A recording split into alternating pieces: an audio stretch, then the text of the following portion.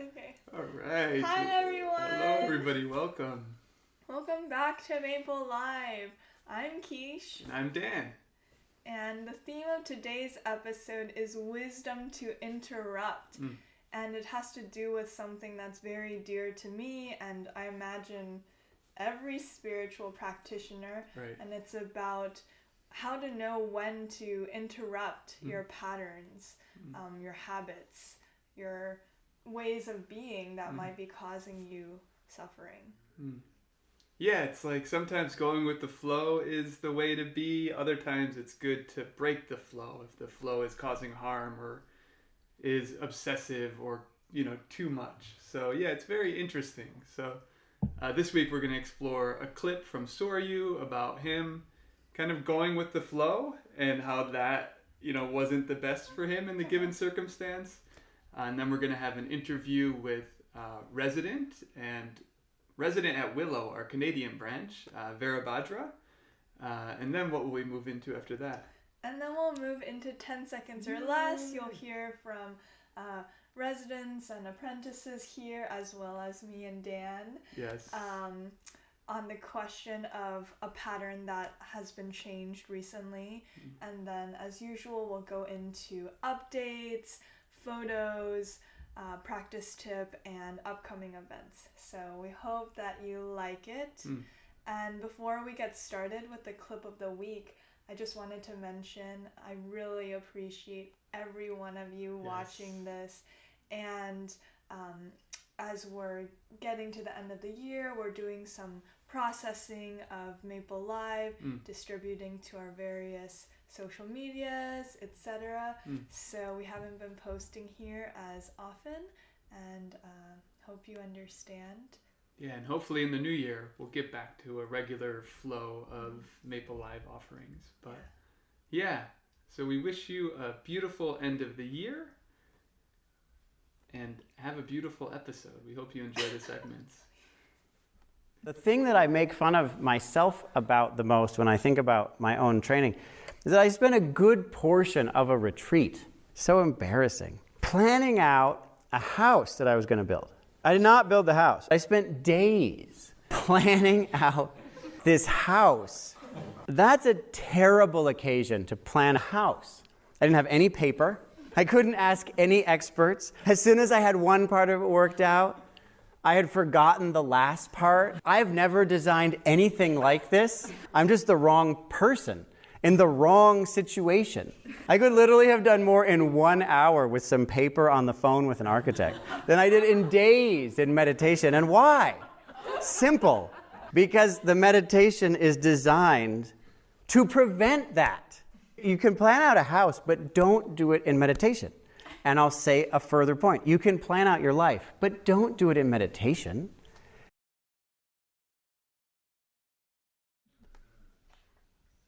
Yes, what a beautiful clip there from Soryu, and we're going to explore that in a bit more depth with our friend here, Vīrabhadra. Welcome, Vīrabhadra. Thank you. I'm happy to be here. Yes, Soryu mentioned, designing a house in his meditation, and for me, my challenge is poetry. Poetry always comes into my head when I'm meditating, and I have to decide in that state, do I go with the flow? Do I let this poem come to life? Or do I stay and focus on my breath or my technique at that moment? So that's a challenge I have on the cushion.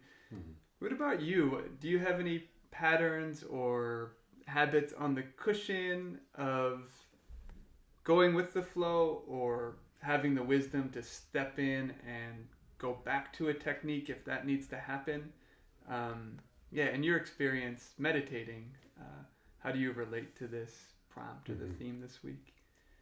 Yeah, I really like what was brought out in that clip because it's just so vivid. Right.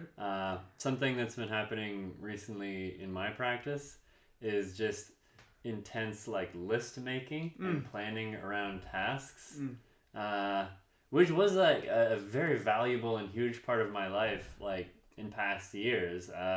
Having a sense of structure in order to my day, what I want to get done, But I often find myself on the meditation cushion just going through like lists of like, I need to talk to this person, I need to get this thing done. And there's a sense in which there's more clarity there to see what I need to get done. But also a very clear sense, along with the theme of the day, that is probably not the time to be going through that. Right. Yeah. Right. Yeah, and with that in mind, a shift for me that was huge was when I do interrupt and bring myself back to the technique, welcoming myself back with with rejoicing or celebrating the fact that I came back and I'm back with the technique, instead of being self-critical of, oh no, you were lost in thoughts and this and that. Instead of beating myself up, I celebrate the fact that I've interrupted and brought myself back. Do you have any ritual around that when you do return to your breath, or when you do come back to your technique? Yeah, I mean, first of all, I resonate with what you said a lot in terms of like the inner critic and how that is just a very normal way for me to respond to noticing that I'm failing to hold my technique, noticing that I'm failing to hold an intention. And I think also kind of similar to you, what happens for me is a kind of a celebration when I notice these patterns of thinking, these patterns of planning coming up.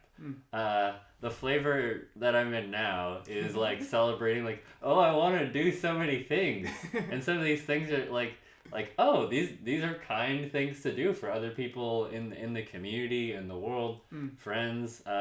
There's a lot of extremely important work to do. So I sort of celebrate that part of myself that cares about responsibility. And then like bring in reminders of like, yes, and we're here to sort of create the kind of clarity that allows that planning, that work, that responsibility to be skillful, to be effective, and not just, again, like a sort of reflection of my own patterns, but that the work I do is a demonstration of the relationship I have with the world. That I can listen as well as speak. That I can do nothing as well as do something. So that's beautiful. So you celebrate the fact that you're thinking about responsibility, that you're thinking about compassionate actions that you want to bring into the world, instead of berating yourself like, oh, you're thinking again, bad Vīrabhadra. That's wonderful. And here at Maple we have awakening and responsibility, and usually the awakening is the formal practice, the retreats, and the responsibility is the work that happens off the cushion. So I'm curious, in your life off the cushion, if there's been any patterns that you've changed or habits that you've broken recently through this interrupting, or through this kind of stepping in and, enforcing your agency on the pattern or habit.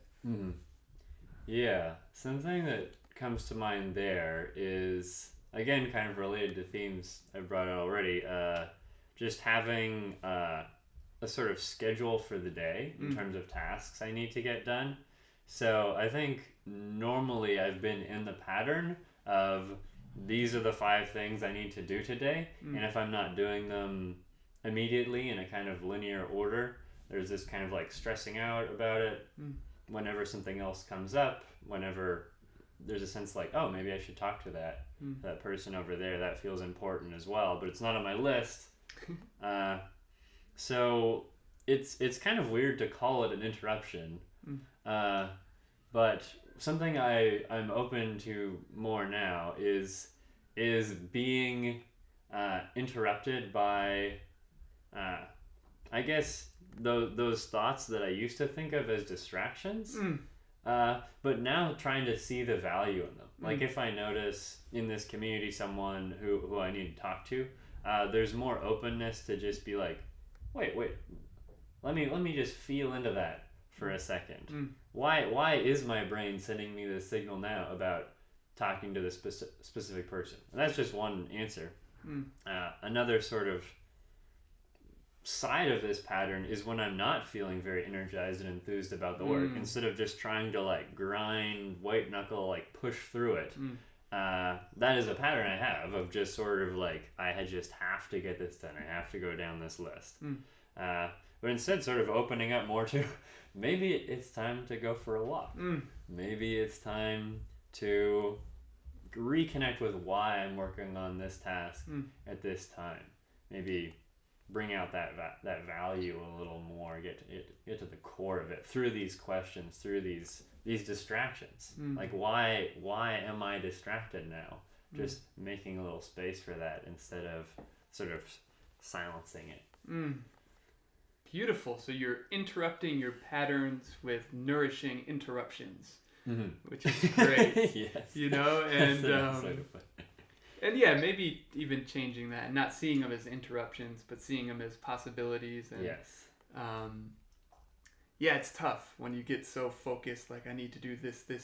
To it becomes easy to overlook the importance of relationships and of talking and giving time to yourself, some solitude.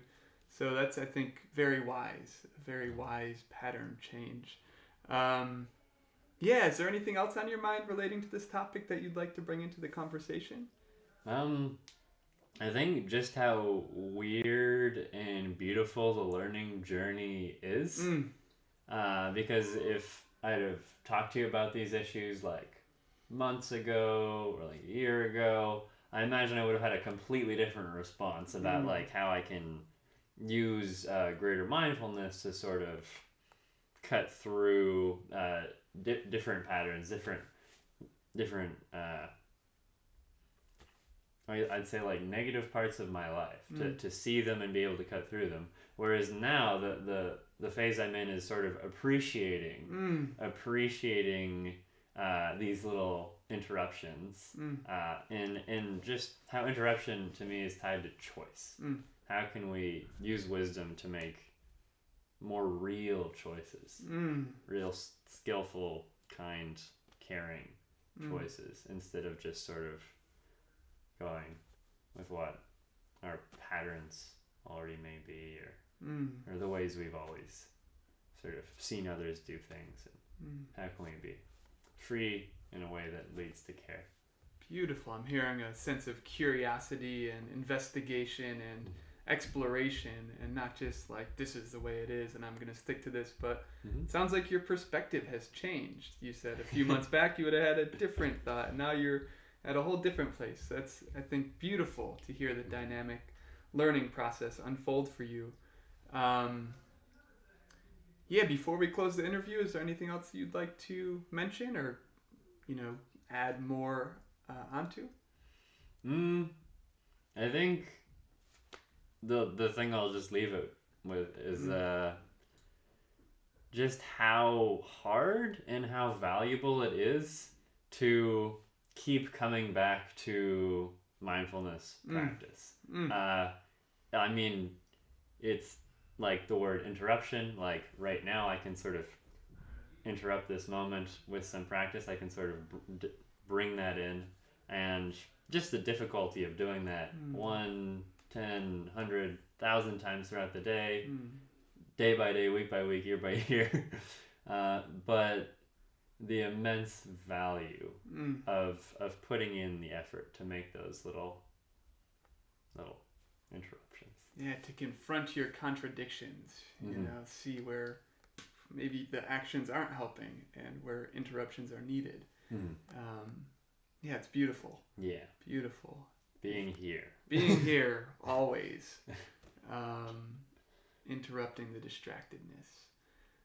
Lovely. And as Vīrabhadra pointed to, the learning journeys of each individual are so special and so mysterious. And in this next clip, in the 10 seconds or less clip, you're going to hear different people's experiences with breaking patterns or changing habits. And we hope you gain value and inspiration from hearing each different person's unique experience with this theme. So, Vīrabhadra, thank you for being with us. And next we will see 10 seconds or less. Hey, Ellen. Hey, Dan. 10 seconds or less, What is a pattern you changed or habit you broke recently, and how does it make you feel? I recently stopped eating candy. Wow. And I usually love eating candy. But I started to notice my relationship with that kind of like sugar-packed food was just like really unhealthy. And it feels wonderful. I feel so free having cut that out. It's like I don't even have to think about it anymore. So that feels really good. I broke my habit of shying away from saying no. A habit I changed recently was I started journaling every day, and I had it kind of as a goal, and I was convinced to let go of the goal, but it's just been happening naturally, so it's been wonderful. Oh my gosh. Okay, so I've been using the do nothing technique on the cushion, which is basically anything that happens is what is supposed to happen. And I don't fight anything, and that has translated into moving throughout the day without fighting myself, trying to fix myself, or trying to fix others, and there's an incredible amount of freedom and fun and fluidity that comes from that. I stopped drinking coffee every day first thing in the morning, which is really difficult because I would wake up at 4 in the morning here, but I feel good. I feel like I have very constant energy and I don't rely on it as much. I have been using a lot less negative self-talk. Instead, I'm telling myself things like, good job, you're awesome, I'm great, I'm a good person, and it makes me feel happier. Hey, Joe and Al, in 10 seconds or less, what is a pattern you changed or habit you broke recently, and how does it feel?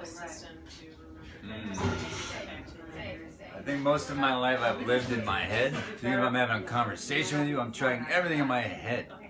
And recently, I found this whole body, and this is come online. This whole part of the whole dialogue. So that's pretty cool.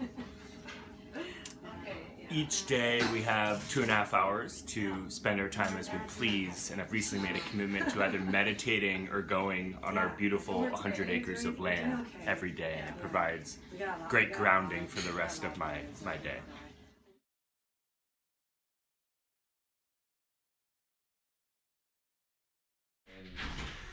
Go out! Out! Now! Out! All right, we just had somebody walking in the room moving cushions from the Zen dome. Our friend Ananda. Yes, the coast is clear now. Thanks to Koshin, our bodyguard. So now moving into community updates, we have 3. The first is Bonisiwe became a resident. Yeah, woo woo! Woo woo! So Bonisiwe is a longtime community member and former apprentice, obviously, and we're so excited to have her and her spirit here, her energy and enthusiasm. And the second is residents Hoshin, Kema, and Ryushin are currently doing solitary cabin retreats, and this is some of the most important work that we do here, that some members of our community do here, which is really striving in their practice alone, going towards awakening for the benefit of all.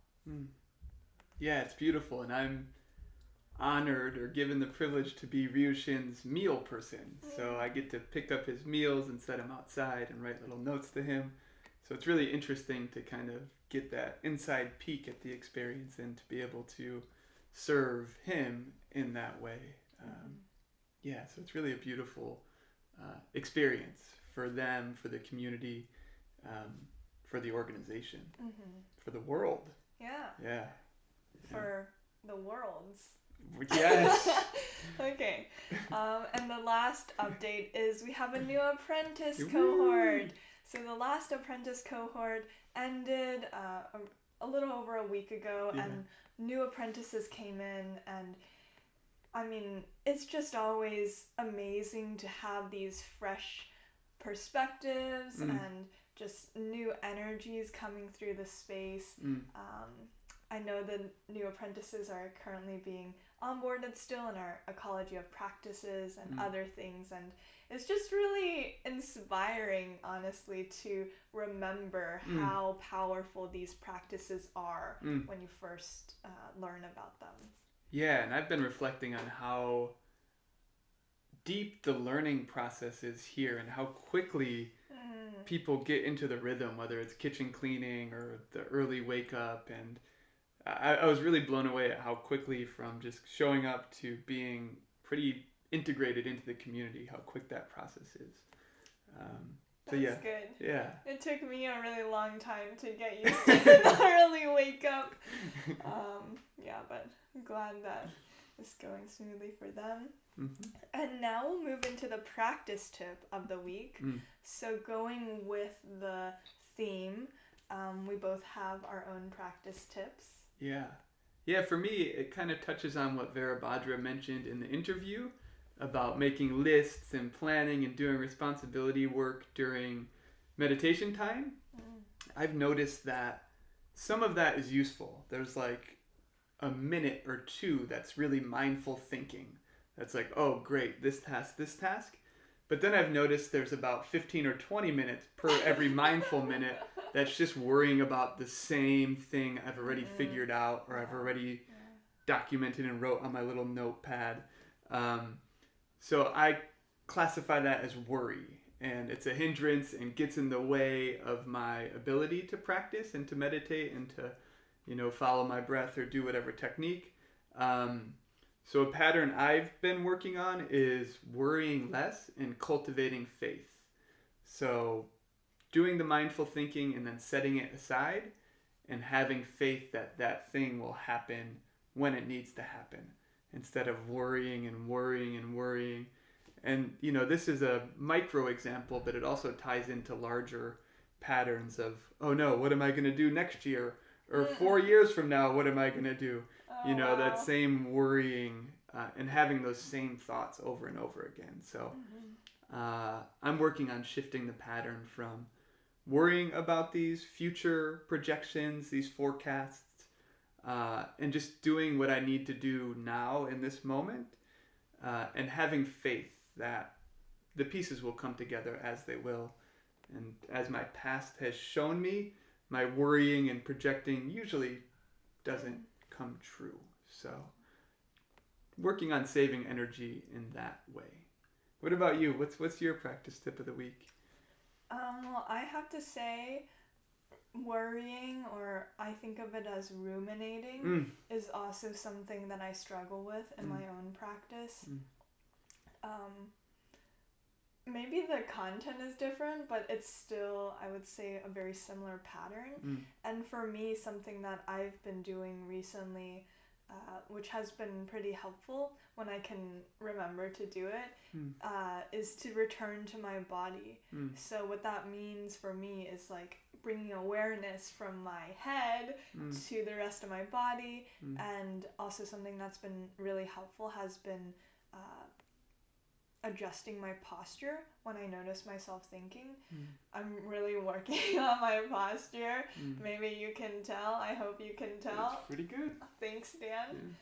And it's weird. It just seems to help, especially I notice for myself, and I think many people in the modern world, it's very easy to have your neck like this, like just like craned a little bit forward to look at the computer or whatever, and bringing the back of your head back and up and tucking in your chin seems to help a lot with reducing thinking, in my experience.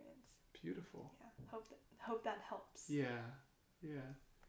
And moving into the upcoming events. Oh, the pictures. Oh, Pics of the week, right. Yeah. Okay, so the first picture is Izzy at their Apprentice Goodbye ceremony. So Izzy was an apprentice in the last cohort, and the Apprentice Goodbye ceremony is a ceremony we do. It's very touching. Apprentices have the chance to reflect on their apprenticeship and share their wisdom with the rest of the community.